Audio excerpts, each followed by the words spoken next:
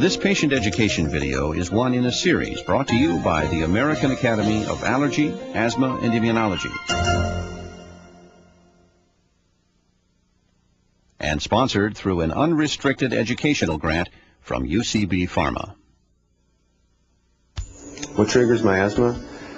Exercise, running up and down the basketball court when I'm playing. I can start to feel my chest tighten up a bit.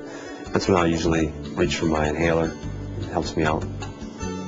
Well, in the summer when the pollen counts are high, I notice that my asthma tends to act up then. I'm allergic to cats. My friend's got a cat. Every time I go to his house, asthma would flare up. Most people never think twice about buying a pet or going for a run outdoors in the morning. But for approximately 50 million people, activities such as these are not as carefree as they seem. That's because these people suffer from asthma. And just like you, they have to learn what triggers their symptoms and how to manage their attacks in order to live a healthy life. Asthma is a chronic disease characterized by episodes of airflow obstruction. In other words, asthmatics can experience wheezing, shortness of breath, chest tightness, and other breathing problems during an attack. So, what causes these episodes? Let's take a look at the different asthma triggers around us and how you can minimize the chances of an asthma attack.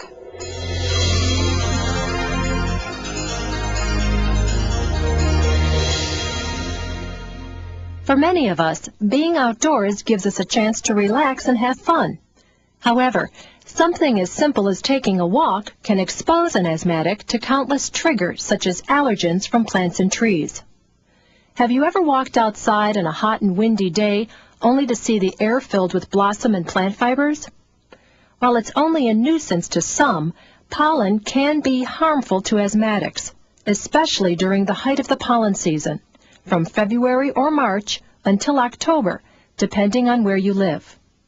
And if you live near a lot of trees, watch out for mold, another allergen which causes problems for asthmatics. You'll commonly find mold around rotting wood, vegetation, and soil. An asthmatic who decides to go out for an early morning jog may start to wheeze or find their chest tightening. That's because many asthmatics experience difficulty breathing during exercise. This doesn't mean that heading inside to escape those outdoor triggers is always the best plan. That's because hidden inside many homes and buildings are triggers which can ignite your asthma at any time. Stop for a second and think about what you do and what's around you that's making your breathing more difficult. Hidden in your bed mattress, pillows, and carpeting are dust mites, one of the most common indoor asthma triggers.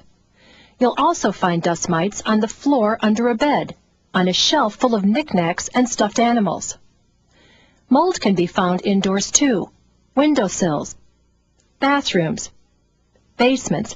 Anywhere there's excess moisture or humidity can cause mold to grow.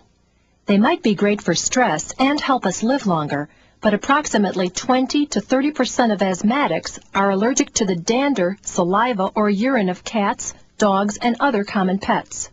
Most, if not all, these triggers we've mentioned are controllable, even down to daily stress and anxiety. Emotional tension can tire you out and also increase your asthma symptoms.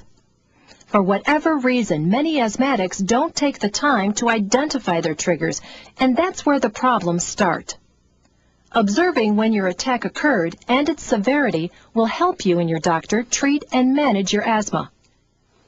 Because your asthma is manageable, please remember this list isn't meant to scare you into hiding. But it's important to know what's out there that could affect your health and what you can do to live a healthy life.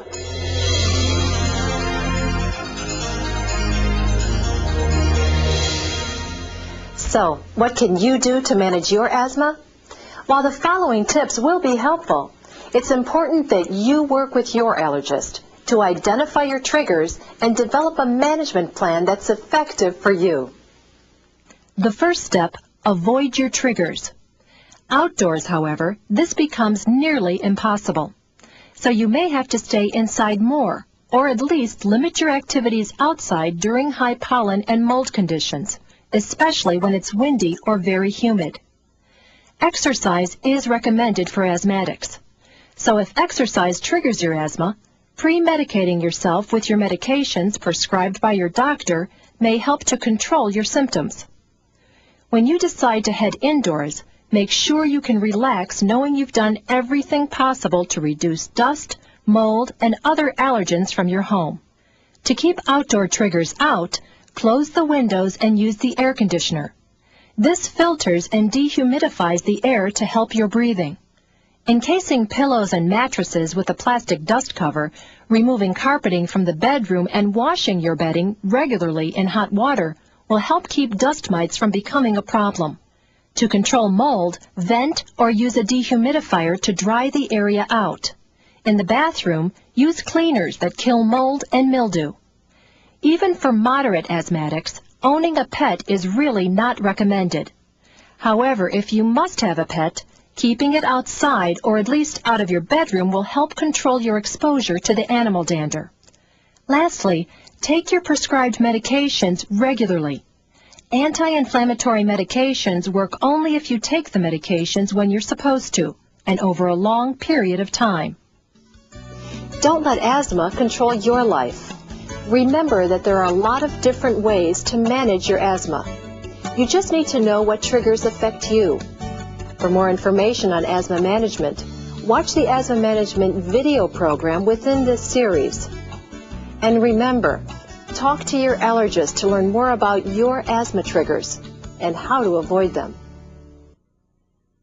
For more information, please call the American Academy of Allergy, Asthma, and Immunology at 1-800-822-2762.